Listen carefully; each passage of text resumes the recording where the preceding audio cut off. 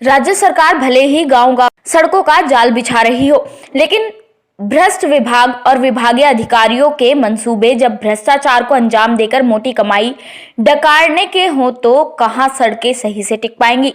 लोक निर्माण विभाग कोई काम हाथ में ले और उसमें भ्रष्टाचार ना हो, ये कहना अब गलत नहीं होगा।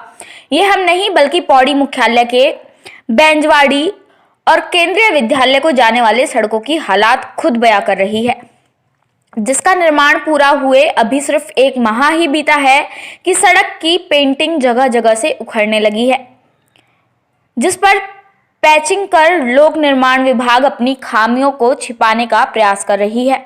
लेकिन ये पैचिंग भी चंद दिनों के भीतर दम तोड़ने लगी है, जिस पर यह साफ नजर आ रहा है कि सड़क गुणवत्ता का ख्याल अगर लोक निर्माण विभाग ने रखा होता तो 1 माह के भीतर न सड़कें उखड़ती न पैचिंग की नौबत आती। जबकि इस क्षेत्र के ग्रामीण 15 सालों से ही खस्ताहाल सड़क का खामियाजा भुगत रहे थे, जिनकी आवाज पीएमओ कार्यालय तक भी पहुंची थी। ऐसा इसलिए क्योंकि इस क्षेत्र में केंद्रीय विद्यालय हाल ही में बना और अब बच्चों की कक्षाएं जल्द ही यहां संचालित होंगी। इन्हीं बच्चों की सुरक्षा का ख्याल ग्रामीणों को आने पर सड़क की खस्ताहाल से पीएमओ को पत्र भेजकर अवगत कराया गया, जिसका संज्ञान भी पीएमओ ने लिया और लोक निर्माण विभाग को सड़क की खस्ता हालत सुधारने के निर्देश दिए गए। इसके बाद सड़क पर शुरू हुआ पेंटिंग का घटिया डामरीकरण का कार्य। इस कार्य से शुरू होते ही सड़क की गुणवत्ता पर सवाल उठने लगे और तभी ग्रामीणों ने आशंका जता दी थी कि सड़क 6 माह से ज्यादा टिकने वाली नहीं है।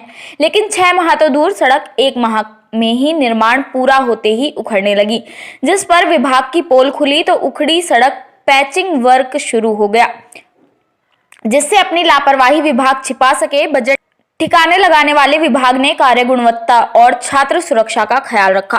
किस कदर रखा, इसकी खुद ग्रामीण दे रहे हैं। से पौड़ी सत्याखाल मार्ग की जो खस्ता हाल स्थिति है, उससे हमने सरकार को बार बार रूबरू करवाया और जब पूरा प्रशासन, पूरा तंत्र इस चीज़ में फेल हो गया तो हमने एक पीएमओ को लेटर लिखा था और उसके जवाब में हमें जो है वो सड़क 5 किलोमीटर जब मिली तो उस पर भी ये सरकार और ठेकेदार जो है गुणवत्ता नहीं बना पाए। लिहाजा वो 2-1.5 महीने के बाद ही वो पूरी सड़क जो है वो उखड़नी प्रारंभ हो चुकी है। और जब ये पैचिंग हो रही थी, जब ये सड़क बन रही थी, हम लोगों ने इसकी गुणवत्ता पर सवाल भी उठाए थे और इसके लिए जिलाधिकारी के पास शिकायत भी की थी। वो शिकायत में 3 सदस्यीय कमेटी जो है वो गठित की थी डीएम साहब के द्वारा और उस जांच कमेटी ने सड़क की गुणवत्ता को बेहतर बताया, जिसकी जांच रिपोर्ट मेरे पास है। और अब हम लोग जिस प्रकार से ये सड़क उखड़ रही है, इस पर बार बार ये लोग पैच कर रहे हैं, इसको लेकर मैं स्वयं न्यायालय में जो है इस रिपोर्ट को चुनौती दूंगा। और अब हम लोगों के पास मात्र और मात्र न्यायालय एक साधन है जहाँ से हम लोग इन भ्रष्ट लोगों को जड़ से उखाड़ कर फेंक सकते हैं। ये गड्ढे सड़क पे नहीं पड़े, यहाँ की राजनीतिक जो स्तर है उसमें गड्ढे पड़ गए।